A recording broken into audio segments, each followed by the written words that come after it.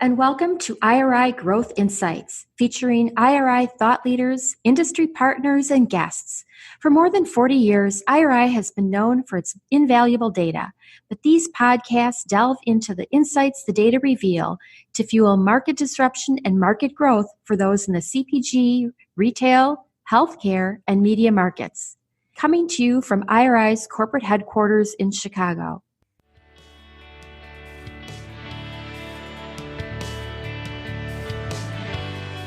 Good afternoon, folks across the country. My name is Larry Levin. I'm part of the IRI Thought Leadership Team, and it's really an honor to be hosting yet another version of IRI's Growth Insights, where we get to speak to some of the leaders in the consumer packaged goods arena, both within IRI and outside IRI. And today, I'm really honored and excited to have a dear friend, Kurian Thomas, who sits as the COO of IRI's retail program. And not just is he the COO, but I've been very fortunate to work very closely with Kurian over many, many years at IRI. And a lot of you don't know that Kurian is a Kellogg graduate. He's a Northwestern University graduate. And he always liked to instill some fun in a dear friend of ours, Chaudhry, who many of you may remember was the head of North America for IRI and strategy for IRI for a long time. And many of us reported up to Piyush. But Kurian, you had a piece over Piyush that most people don't know about. What might that be? And welcome to the show. Piyush used to joke. I think Piyush used to joke that I performed better at him at some Kellogg classes, but he was just being kind. He was a super sharp guy, as we all know, very successful, helped lead IRI, in the North American business for a while, and has moved on to bigger things. But he was a great mentor, as have you been, Larry, in along my career. So thank you. Well, thank you. And I do believe you did better than Piyush at Northwestern. We're just going with that. Kurian, it's a great time to have you here. I know that you're passionate about the retail business, and you manage all streams of the retail business for IRI, from the food channel to the mass channel. But importantly, you've also dived very deeply into the convenience store channel over recent times. But before we hear a little bit about what you've learned analytically, I'd love to know a little bit about just your personal experiences with the CStore channel. How are they part of the Thomas family lifestyle? Yeah, the CStore, in a couple of ways, they are part of our lifestyle. One, we've, like a lot of people, especially these last couple of years, have done a lot of road trips instead of taking the plane. And we're always looking for the best C-stores. Because I work with our C-store clients, I know the brands and the stores that have a reputation for high quality food and great service. And so we try them on our long trips down to North Carolina or Virginia or wherever we're headed. The other thing I enjoy doing, I'm a runner. With a few friends, we've been running the Appalachian Trail all through New England. And these are relay runs nonstop for 2-3 days that I'm doing with friends. And so that's where we stop by as we're camping out overnight. We stop by at a local C-store and find an energy bar or some drink. So it's been a way it's been a source of fuel, for our runs. And so it's been near and dear to my heart. Well, I love the pun because you knew I was going to do that anyway, because, I guess one of the things you learned from working with me is that puns are always in. But it is great to hear about your passion, but I think your passion typifies the U.S. market. And I think your recent report talked about, I believe, a 7.5 or 7.7% increase in sales for the third quarter for the C-store channel. And I believe that far outpaced the industry as a whole. You want to talk a little bit about that and what you've observed? Yeah, 2020, as we all know, was a tough year for convenience stores as the country went into lockdown with COVID and certainly the first wave of the lockdown. But one of the things we saw even in the summer of 2020 was convenience store retailers quickly learning to adapt. So we did some work for one of our clients looking at items in a few categories. They were looking specifically at ice cream. What items were selling the fastest in the broader market that they could bring into their store to drive traffic back in even when the primary trip type was down by quite a bit. And I think they had some success with bringing in a few of the fast moving items, ice cream items into their stores in anticipation of the fall lockdown. Yeah. But then from the numbers that we published, that CStore has really picked right back up in 2021. They're outpacing the rest of the industry, as you said, Larry, growing at 7.7% this past quarter versus about slightly under 4% for the total market. So, very dynamic industry that has picked right back up. Yeah, very dynamic channel, I should say, that has picked right back up. Yeah, very, very dynamic channel, a very important channel, and one that I also observe pretty closely. And the thing that I've always been captivated by is that the market, and I believe this is still happening now, is about 19% of total CPG sales, but is providing about 27, 28% of the growth. And it really does show that, there was an aberrant time with COVID-19, because as you said, we weren't traveling, but they still adapted well in that environment. And now as people are getting back out, and I think your report clearly showed that unemployment is coming down, which means obviously people are working more and many people are commuting back to their jobs or back to school. So that does infuse a lot of opportunities for us to visit our local C-stores. How did you see? Absolutely.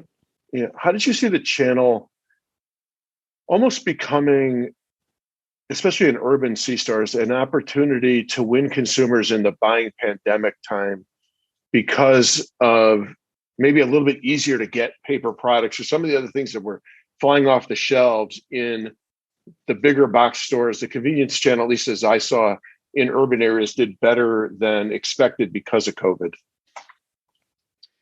Yeah, I think they I recall from last year, paper products and other categories that were out of stock at the grocery stores, right, and the mass channels, as they ran out there, shoppers switched to the convenience store to try and find hard to find items. And I think they served the broader public, right? Because they were also sourcing all those items that were important for consumers and very hard to get. So that was a way, as you are saying, that they maintained some traction and growth. So convenience was growing last year as well, just not as fast as grocery, which we had the advantage of the big stock up trips and people going in and the restaurant business going down. Yeah, it's interesting you say that, because when I looked at the 2020 numbers for the convenience channel, the growth numbers were in the past a respectable 3%. Exactly. And actually, in total, absolute dollars, it was a record for the channel. But as you say, relative to the rest of CPG, it was a blip on the radar and barely contributed any growth because we had to change our ways for a short time. But it's really fascinating to see the way the channel has responded and rebounded and really is doing a fantastic job. And, and to that point, I know general merchandise did really well. You talked a little bit about paper products, but what do you think were some of the principles that the channel used to kind of regain its prominence? Yeah, I think COVID accelerated a few trends that were already in the making for a few years, right? So e-commerce just kind of exploded last year, right? Because people that may have been reluctant to order online chose to do so, it just in the interest of safety, and there's a habit forming aspect of that. Fresh was already growing, right? And fresh prepared took a hit last year for a little while, but fresh was already growing. And those are a couple of the areas that that the convenience store channel has invested heavily in. So I think the statistic is about a third of all convenience store retailers have an online app and mobile pay that they're enabling. So investing heavily in e-commerce to enable order and pay online and just pick up in store. A lot of the convenience store chains are investing in fresh prepared foods, right? Breakfast sandwiches, lunch for sandwiches. Some C-stores have pizzerias that are the local pizzeria of their town, right? So they have really leaned in on certainly those two areas, and I think those are two key pillars that are driving their growth, and they're using to drive loyalty as well, right? Because it's something unique you get in at my convenience store chain that I can't get at the local pizza if it's good, and a lot of them have great pizza. Yeah, no, I think that's right, and certainly having a fresh positioning and having a pizza positioning plays well to millennial and Gen Z, which I think some of our data suggests that they are returning to the channel at a really respectable clip. Yeah. I think one of the articles we were reading in preparation for this latest thought leadership showed that I think millennials and Gen Xers are now about 70%. They are the majority of the population in terms of, in terms of cohorts, and they are reflected in the shopper profile of convenience stores as well, right? Right, and I think, again, it's great to see the way the channels responded with its assortment to meet the needs of these consumers, because they're probably different than generations before them. So exactly. I think that's worked out well. And also, I think in the report you talked a little bit about some innovation happening in CStore, and two areas I wanted to talk about. One, you started touching on with e-commerce and the generation there, and I think that there was a company that you referred to called GoPuff. Yeah. And I thought that was a really creative way to deliver products to consumers. So that was one aspect. And I'd also love to hear your view on the evolution of private brands within the CStore channel. Yeah, I think both are great points, Larry. I think GoPuff is an convenience delivery service that I believe now is in about 550 stores. They're Philadelphia-based, very successful in the city there. Recently entered New York with a big splash. I think they deliver. The delivery fee is $1.95, and you can get a bottle of gum or a snack. You can order it from them. So that whole, and I think their most recent valuation was about $15 billion or something. So they have really exploded. And that model of taking convenience from the shopper having to go to the store to bringing convenience to the shopper's doorstep in the way they want to be served is really driving the channel now, right? Most of the big convenience store chains have invested in mobile pay and online ordering, pickup in store, and delivery services for their customers. So I think back to the channel being very dynamic, they're investing in the infrastructure to take advantage of the e-commerce boom. So that has been a big investment and a big source of growth for the channel. The other thing, as you said, is private brands, right?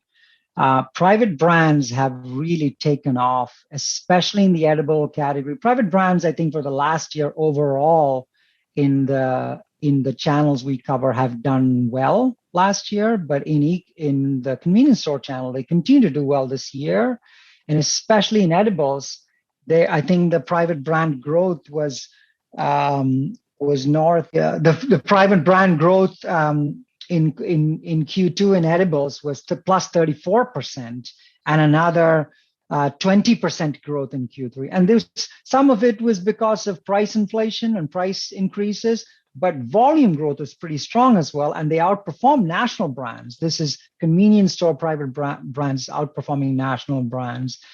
And I think there was we're reading a news article saying the 7-Eleven private brand portfolio reached $1 billion in December last year. Casey's launched, I think, 100 new private brand products or so, building off of their bakery. They have bakery in store, and they're packaging and selling baked goods under their private brand name. So they're leveraging their strength in fresh prepared to launch and develop a private brand portfolio as well. And it's pretty interesting to see. That's great. And a side plug for some of our other thought leadership, but Joan Driggs, my partner in many of these webcasts, and Mary Ellen Lynch are working on an overall assessment of the CPG industry and private brands. So for our listeners, I'm sure that we will have a podcast on that at a future date. But it really does emphasize the importance of private brands as a continuing opportunity for consumers to leverage high quality products from stores they really trust, and at the same time for these stores to be able to provide great alternatives for their shoppers relative to some national brands. Another area that I'd love to talk a little bit about is what your view is on CStores and their sustainability platform, and both from an operations standpoint as well as from maybe as part of their private brand strategy. Yeah, Guy, I was at NACS recently, and one of the big topics of conversation there was the growth in electric vehicles and the role that convenience stores and these chains are going to play in actually, serving as charging stations and so on for that industry that's exploding. So, as the move and the shift towards renewable energy continues to pick up steam, I think we will see many of the more progressive convenience store retailers investing in that technology and supporting that growth. So just thinking about a couple other things, and maybe sustainability is one of them, but what do you see as the big growth opportunities for CStore to continue to build on this momentum, continue to be 19-20% of the industry, but 25-30% of its growth? What do you think the keys are? What's the big growth category that's coming next? Yeah, I mean, I think the big investment in so in terms of growth categories, we have seen all the major convenience store categories growing and picking up in the last couple of quarters, right? So prepared foods we talked about is a strong area of investment and growth for a lot of retailers. Beer and seltzers and alcoholic beverages in convenience stores have grown quite considerably. I was in a Sheetz store recently, and they have been launching these beer caves, and they have these beer caves, which is separate cave or a section with doors with a large assortment of beer and seltzers, and that's been a rapidly growing category and continued area of opportunity. So I feel like convenience stores, especially as you get outside the city and into the heartland of the country, is a bit of a destination for people that want to get together, quickly have pick up a sandwich or a pizza and some beer for a party at home. Or, it's becoming a destination for high quality food and beverages and snacks.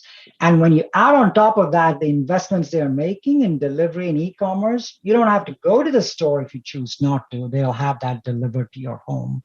And I think that is an area of growth that we're already seeing taking shape in the channel, and I think has a lot of room for growth. Yeah, I think those are great observations and certainly help to dispel the water cooler myths that the high quality products don't exist at the CStore channel, because it's certainly evidence they do. I actually happen to be in Miami when we're taping this, and I'm going to be speaking tomorrow at a convenience store seminar around CBD, and certainly there's a lot of opportunity in CBD. What are you hearing? No pun intended, the buzz around the CBD industry and the CStore channel? Yeah, I've been seeing more CBD products advertised at convenience store retailers. I haven't actually visited one where I've seen the products, but I've seen a few ads and a couple of our CStore retailer clients advertising the availability of a CBD product. So that certainly is picking up, to your point. So I think, finally, just to bring this all home, because you have been really immersing yourself in all things about the channel, what would be 3 key ideas that you really want the manufacturers and retailers to be thinking about as they continue to expand their horizons in this business for CStore? Yeah. As the name of the channel suggests, right, it is about convenient shopping. And we talked a lot about this, so I don't want to, I don't want to belabor the point, but new ways of ordering and paying and increasing the convenience in terms of the ways that your shopper can engage is important. And we're seeing GoPuff as an example, right? Building a whole new business out of just delivery services. So competition in that space is growing, and we're seeing our convenience store brick and mortar retailers also investing in that. Cashierless checkout is another thing. Back to convenience, right? The same sheet store that I was at, I recall, had 4 self-checkouts and maybe 1 cashier checkout. I don't even remember the cashier behind the counter, right? So they had a beer cave, they had fresh foods, and then cashierless checkout. So making the experience frictionless for the consumer and offering high quality products is an area that we're seeing a lot, not just Sheets, but we're seeing a lot of retailers investing in, convenience store retailers. And I think those are some of the things that are going to drive the success, differentiate those that are successful longer term versus potentially not. Yeah, and obviously when consumers come into a convenience store, the reason they're there is speed and convenience. And so to the extent that I can check out on my own, I think it's phenomenal. Do you think any stores will go to the Amazon Go concept where you basically walk into the store, they recognize you're there, and you pick up your products, scan them, and you're gone? Look, I think the Amazon Go concept is now being launched. I think that technology is being, I read recently, is being deployed at a few of the convenience stores at airports, right? So that cashierless self-checkout technology is picking up steam. And I think over time, we'll start to see it in our local convenience store as well, right? Especially if you think about the challenges with labor longer term, right? Finding ways to deploy the labor maybe in restocking the shelf versus having to stand behind the counter waiting to check out people, and just self-checkout and that kind of technology, I think, is certainly here to stay and grow. That's fantastic. And one last piece of trivia for our audience, but I happened to notice the other day that there is one channel that has almost the exact same amount of dollars in the last 52 weeks as the CStore channel. And you talk about convenience. This is playing into convenience. The e-commerce channel is now about as big or slightly bigger than the CStore channel. So to your point, the CStore channel, retailers are on spec, if you will, by continuing to innovate in the e-commerce space. Consumers want things delivered to them. So I think you are observing and helping guide our retail partners the right way here by thinking about e-commerce as just one of the different ways to win the consumer. Kurian, I can't thank you enough for a phenomenal half an hour, very engaging conversations for our audience to be digesting the importance of the CStore channel. I've been passionate about it. I'm glad to see your passion is sitting there lockstep with mine. And I look forward to further conversations. And if I don't talk to you before the end of the year, Happy New Year, my good friend. Thank you, Larry. It is always a pleasure chatting with you, and I appreciate the opportunity. Happy New Year to you as well. Take care. Happy New Year. Thank you. Bye-bye. Thank you for listening. Please become a subscriber and let us know what you want to learn more about. We'll serve it up in a future IRI Growth Insights episode. Look for us wherever you get your podcasts and be sure to review IRI Growth Insights. Also, visit us on the web at iriworldwide.com and connect with us on Twitter, Facebook, and LinkedIn.